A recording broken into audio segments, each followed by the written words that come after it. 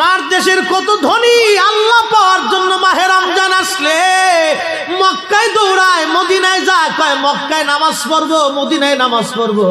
এক রাকাত নামাজে 1 লক্ষ রাকাতের সওয়াব, 1 রাকাত নামাজে 50,000 রাকাতের সওয়াব।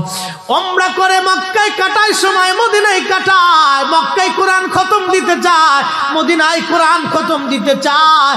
সওয়াব মাহে রমজানে অগণিত সওয়াবের আশায় ব্যক্তিগুলি আল্লাহর ঘরে হাজিরা দেয়, কিন্তু বাড়ির পাশে গ্রামের কত গরিব মানুষ টাকার অভাবে বাবা ভালো ইফতার করতে পারে না, টাকার অভাবে কত মা ভালো সেহরি করে রোজা রাখতে পারে না। এই ধনীরা এই গরিব মানুষের ঘরে খাবার না দিয়ে আল্লাহরে পাওয়ার জন্য মক্কা মদিনায় দৌড়ায়। আল্লাহ ডাক দেখো, বান্দা একবার মরে দেখ, কায়দা মতো জুতা দিয়ে পিটামো, আমার বান্দারা না খেয়ে ইফতার করবে, আর তুই আল্লাহ পাওয়ার জন্য মক্কায় আইছো, এমন আল্লাহ আমি ধরা দেব না।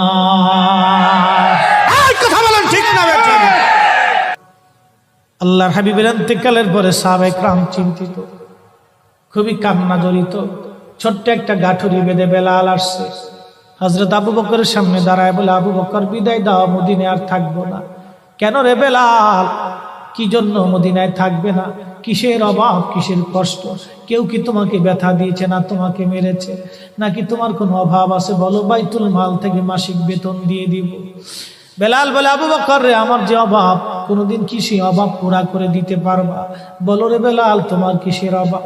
বলে, আবু বকর, আমি আজান দিলে নবী নামাজে আসতো, বলো এখন আজান দিলে কি নবী নামাজে আসবে? আবু বকর বলতেছে, বেলাল রে, তুমি কি নবীরে ভালোবাসো, আমরা কি ভালোবাসি না? বেলাল বলে, আবু বকর, তুমিও ভালোবাসো, আমিও ভালোবাসি। শোনো গো আবু বকর, তোমরা নবীজি রওজা শরীফ দেখলে সহ্য করতে পারো? আমি বেলাল যখন আজান দিয়ে নবী রওজা শরীফের দিকে তাকাই, আমার কলিজা গুলি ফেটে ফেটে আসে, আমি বরদাস্ত করতে পারি না, সহ্য করতে পারি না। মদিনাতে দাঁড়ায় থাকবে, 2 রকমের হাজি পাবে। যখন 7 নম্বর গেট দিয়ে বাবু সালাম দিয়ে হাজিরা ঢুকে সালাম দিতে দিতে যায়, কিছু নবীর পাগল আছে, রওজার সবুজ মিনারা দেখলে চোখ বেয়ে বেয়ে পানি আসে, রওজা শরীফে ঢুকলে তারা হাওয়া করে কাঁদতে থাকে, আর মতুয়াগুলি খালি ধমক দেখে, ইয়া হাতি আল্লাহ বেদা, আল্লাহ আল্লাহ আল্লাহ আল্লাহ শিরকি আল্লাহ বেদা। ওরা কান্না দেখে হাসে, যারা কান্না করে দেশের তিরস্কার করে, বাপ আমি নিজের চোখে দেখেছি। ওরা যারা কান্না করে নবী রওজার পাশে দাঁড়ায় দাঁড়ায় এদেরকে দেখে ওরা হাসে।